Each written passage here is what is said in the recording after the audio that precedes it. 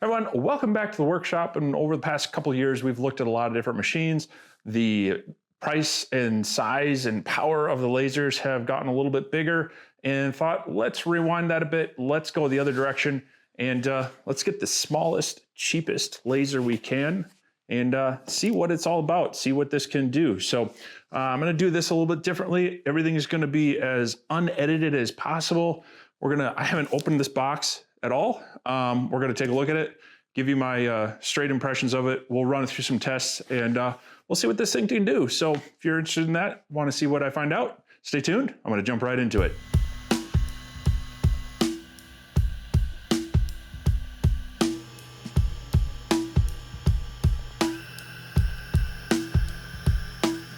All right, so this is the box it came in. This is the Acmer S1. It's a portable laser engraver is what they're billing it as.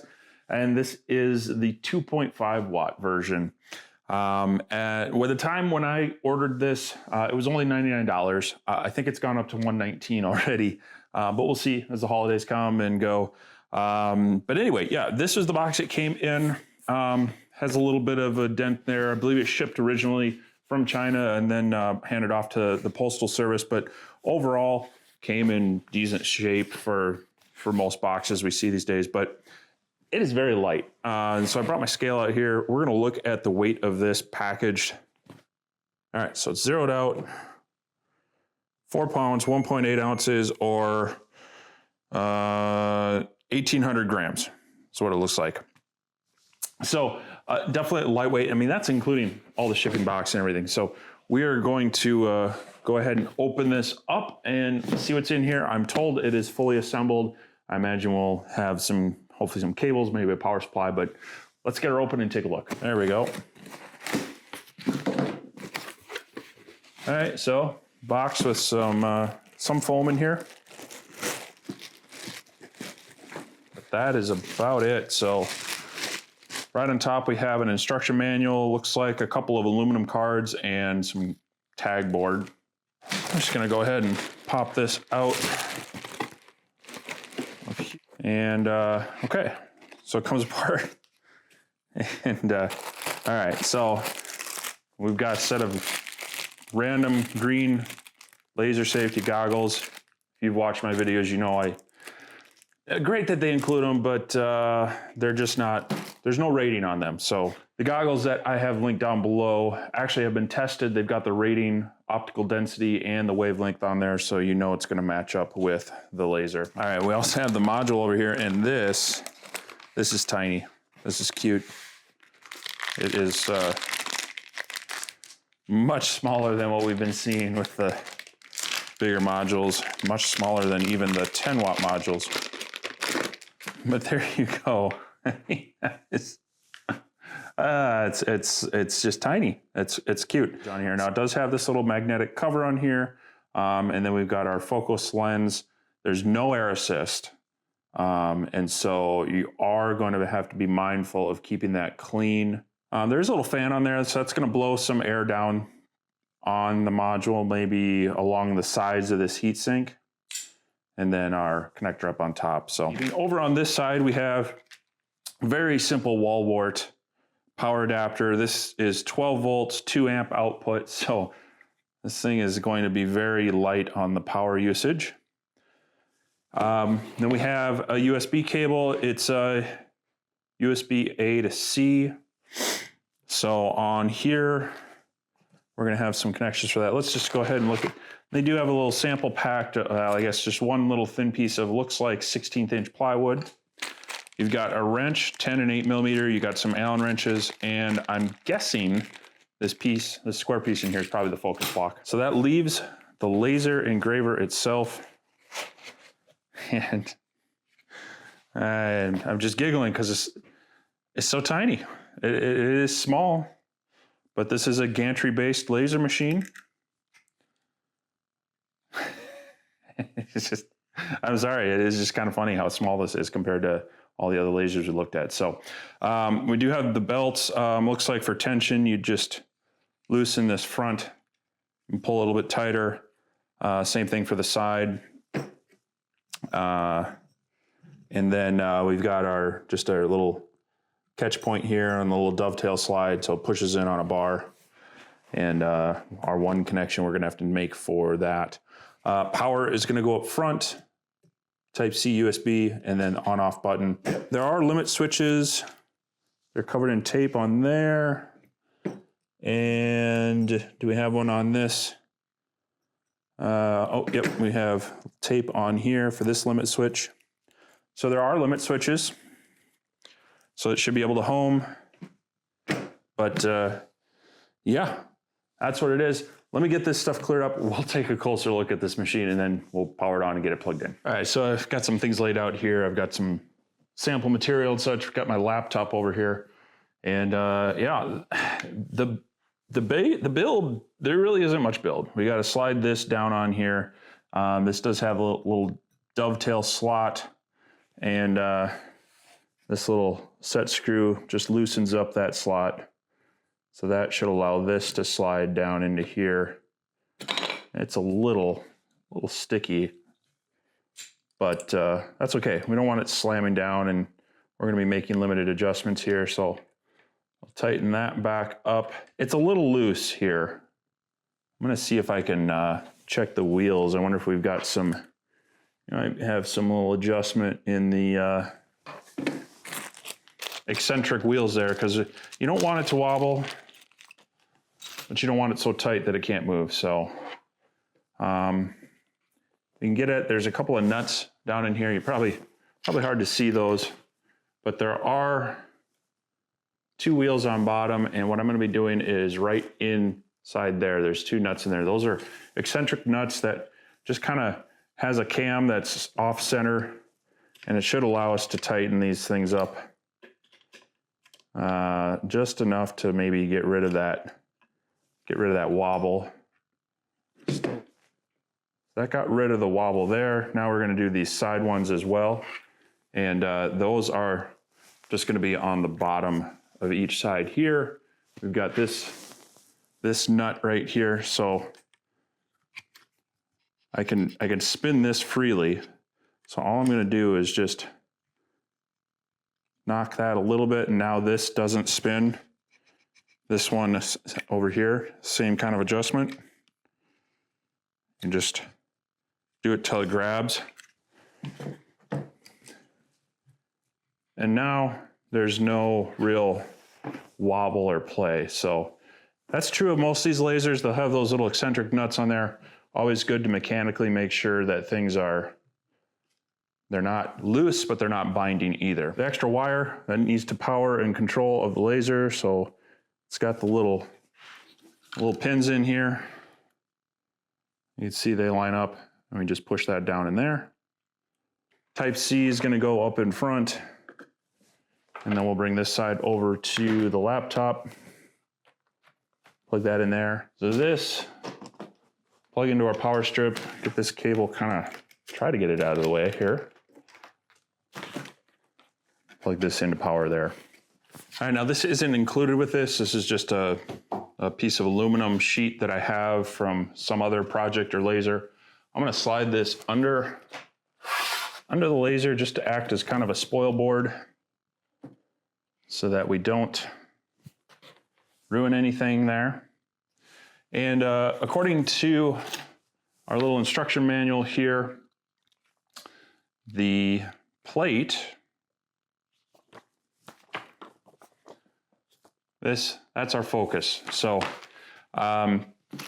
we basically have a 2mm focal length between the bottom of the shroud and that. So that's what this little plate should be. So we'll slide any material under there, and we'll measure off that. We got Lightburn powered on here. Let's go ahead and hit the power button. That turned green. The laptop dinged that it detected something. What we can do is come into Device Manager, and we can look at our COM ports. And all right, so this is interesting. So it's seeing some standard serial over Bluetooth. I'm not seeing the normal CH340, but it's got this ST Microelectronics virtual COM port on COM20. So What I'm gonna do is come over here and I'm just gonna blank out the COM port on here because I've got it defaulting to my A24. We're gonna go to devices and hit find my laser and hit next. Let's see if it auto detects this. And it did detect a GRBL. This is interesting, M3. So that's an earlier version, but it is showing up as 130 by 130. It's on COM20. So this is all looking normal. And I'm just comparing it to the manual here. They're saying maybe use any of the three, choose one of the GRBL. So according to this, it doesn't matter. Although on this one, they do say it should be a GRBL, but let's go ahead and just add the device.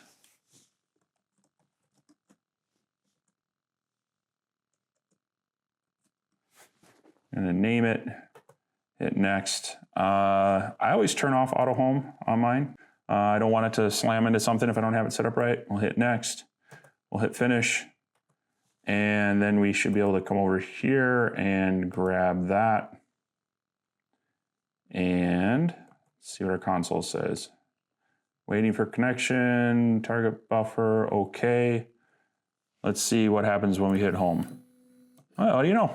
A laser did home. So, but at this point, we should be able to start playing around with this. So let me get you moved a little bit closer to look at the laser. We'll keep light burn up and we'll do a test grid on engraving. All right, I've got a scrap piece of 3mm or 1/8 inch Baltic birch plywood. I'm gonna set this down in the machine here. And let's see, I bet we can get this machine to move kind of to its center. So I'm gonna take our little focusing tool, we'll set this down underneath there, loosen that up.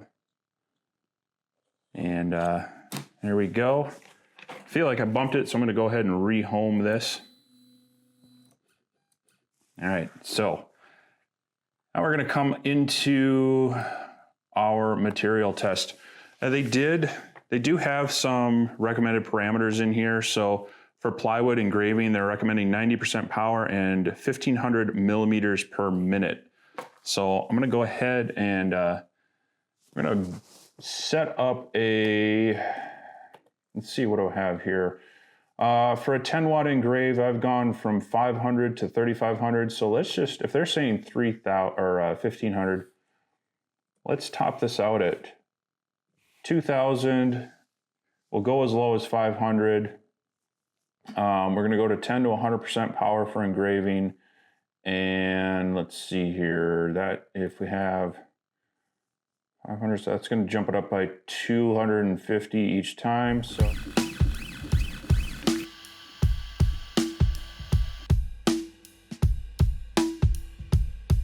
all right, it's actually, I think I'm running it a little too slow, so I'm gonna go ahead and stop this because I'm concerned. I don't wanna damage the module with smoke getting up in there. So let's take a look at this. Yeah, it was getting pretty dark there. Now our numbers, those were set way too fast. But this is a little too dark. Now, I'm a little concerned that it is, it's kind of jumping up. So it's possibly leaving steps. So I'm gonna double check the belts and the wheels, make sure they're not too tight. So what I'm thinking is these belts are just too loose. So I think there's just giving a little bit of play in there. So give just a little more tension on this belt. Tighten that back down, do the same thing over here. We'll see. I mean, that still feels fairly smooth. I think that one's okay. So let's get it all hooked back up and we'll give it another go.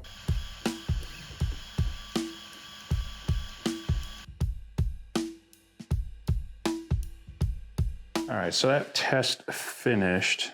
Here's the results. But what we're seeing is it's darker on the sides and lighter in the middle. So it's kind of doing more of a constant power thing. And as it accelerates and slows down, it's not adjusting the power. So I think that's that GRBL M3. It doesn't allow for a kind of an adjustable power. So I'm going to try switching the device type, rerunning this file, and we're going to see what it does.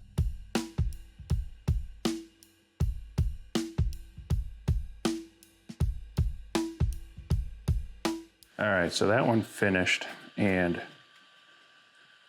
I can get it out here, that's looking much better. So compared to the other one, much more even boxes.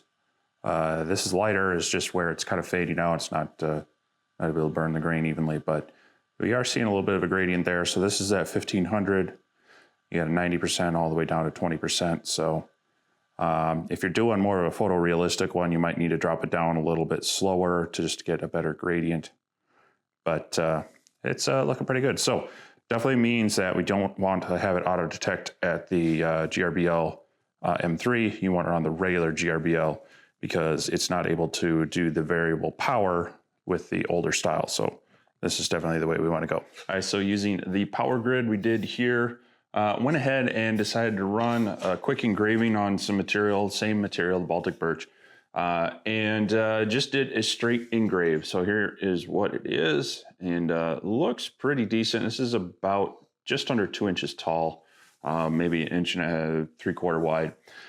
So of course, burned the logo in and ran this at 1800 millimeters a minute and 90% power, and worked pretty well. Caught a pretty good contrast on that engrave and pretty good quality. This did take 12.5 minutes to do, and of course it's not cut out. I haven't done any cutting on this. I'm not thinking it's going to be able to cut through this 3-layer Baltic birch, but maybe we'll try some basswood in a bit.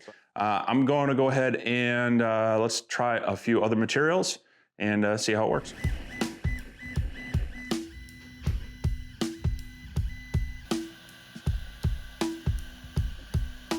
It actually came out pretty well. This is just on straight natural slate tile, so it's not as brilliant as if I applied a finish to it first, but feel like those settings are pretty good, and the details, all right. It's, you know, on slate, there's not going to be any extra burning, so we still have the detail of the stitching. Same size as the one we just did in the wood, and tried to get it as best centered on here. Now, if I was to do a lot of these, then that might be one of the case uses for this.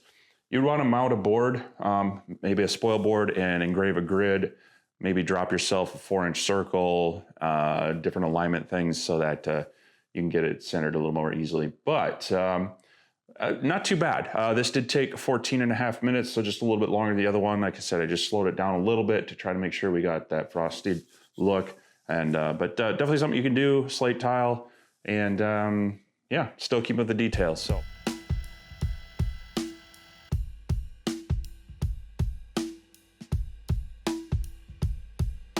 All right, so this one finished up.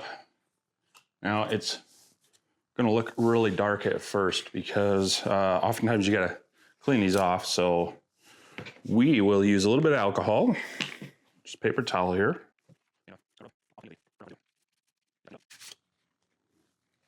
And yeah, so there you go. If I can get that to show pretty cleanly without any glare. It's not too bad, fairly high detail. Just had to clean it off with a little alcohol to get the debris away. So this one, the image, I think it was cropped down to about 1.8 inches square, and that took about 48 minutes. So again, this isn't a quick crank it out kind of project. It's get everything set up right, get everything going on the laser and let it do its thing.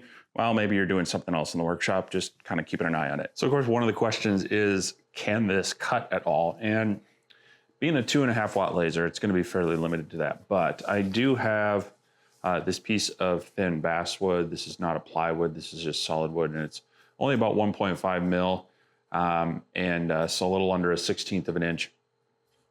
So this would probably be our best luck at it. It's very kind of a lightweight, fairly clear material, and of course being fairly thin.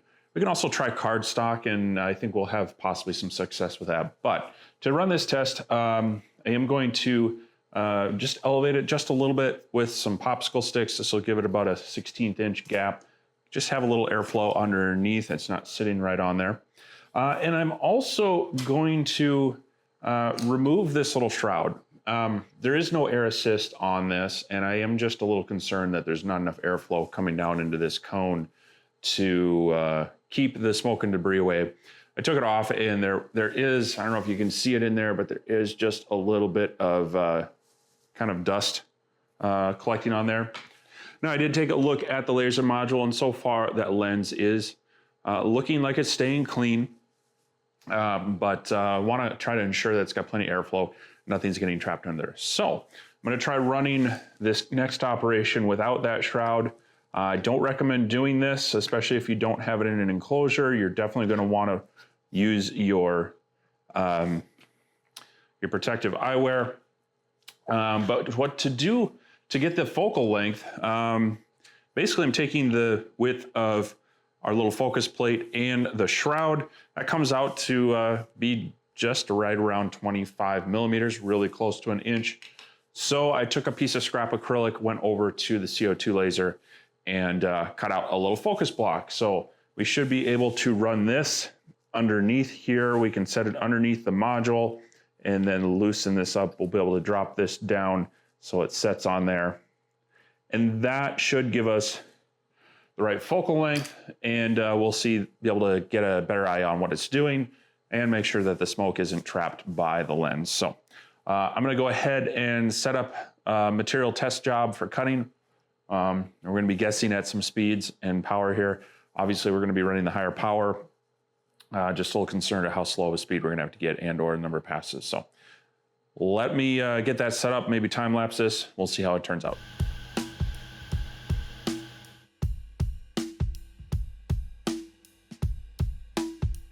It popped out all of those squares, and I think these other two are just hanging in by, barely hanging in. So that means we could speed it up just a little bit. I mean, these will pop up. They're just kind of hanging out by threads. But so we can speed it up just a little bit more.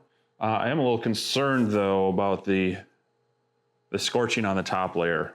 It is a bit, it might be a bit thick. So let me run this again. We'll bump the speed up a little bit, but I also might run one where we do a couple passes.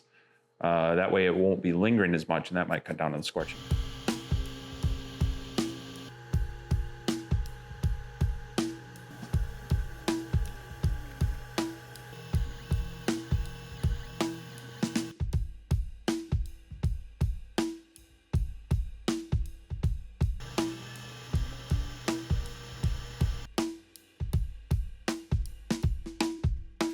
All right, so I did engrave and run that 3-pass cut operation on here, and it does look like it cut through. So I think with just a little bit of pushing, it's just those last little fibers. So I actually did a pretty nice job. It's a pretty clean engrave. This was on like this basswood. 2,000 millimeters a minute and 90% power on the engrave, and 3 passes, 360 millimeters a minute and 100% power on the cut. So thin material, thin craft material like that. Like I said, this is like 1.5 or 1.5 millimeter and 1/16 inch. This took about 10 minutes to do. So it's not, again, it's not fast, but it's detailed and it's compact.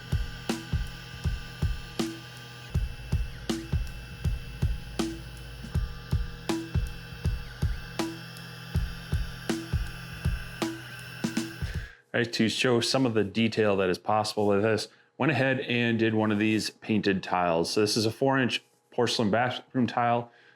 Is painted with flat black spray paint.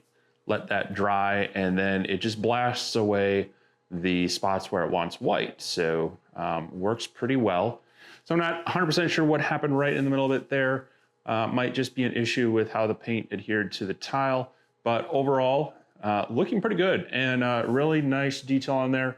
Could maybe get a little more contrast to make this pop, but actually adding a clear coat to this may also bring out some of those details. So, but just kind of wanted to show what was possible. This I ran at 2,000 millimeters a minute, 90% or 100% max power. Took about an hour and 47 minutes. So again, not a speed, but these types of things, even on a higher power laser, you're not really using a lot of power to do this. It's more about the detail and the spot size. This is where I think I'm going to wrap this up. Had some fun testing out this small portable open frame laser, 2.5 watts.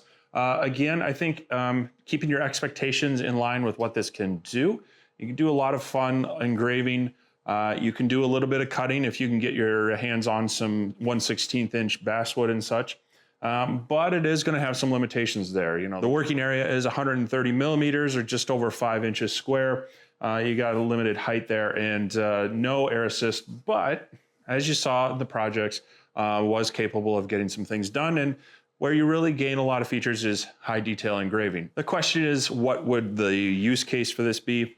I still struggle with that a little bit. It is compact, it is portable. I don't know that you're gonna be taking this a lot of places because you're still gonna need to have like an enclosure or make sure you have eye protection for everyone. Its speed is not gonna be great for like on-site engravings. You're gonna wanna be kind of speeding those up, getting those out quicker. So I think it's for someone who wants to dabble, wants to play if you have very limited space. Definitely the novelty factor. I mean, this is kind of cute, kind of small. It's kind of like saying, hey, you want to see my miniature pony? So if you're looking at this as maybe something to get started, sure, it's going to get you there, get your feet wet. But I would honestly recommend maybe stepping it up to the P1S Pro from Acmer. That is a 6-watt laser that actually cuts fairly well in some thinner materials. You get a better working area. They have accessories, honeycombs, all that for it. And I feel like that is only at about another $100, $150 more than this.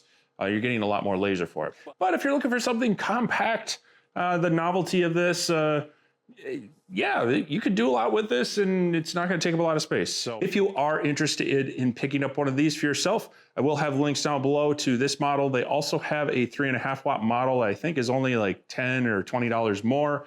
And you can have fun playing around with this laser as well. But if you're interested in getting started, want to step up, there's also links to the P1S Pro and their other lasers as well. So as always, thank you for watching this video. If you have any questions or comments, go ahead and leave those down below. I do a lot of product reviews, laser projects, instructional videos, as well as just general workshop fun. So if you like what you saw, want to see more, hit that subscribe button, hit that like button, leave a comment.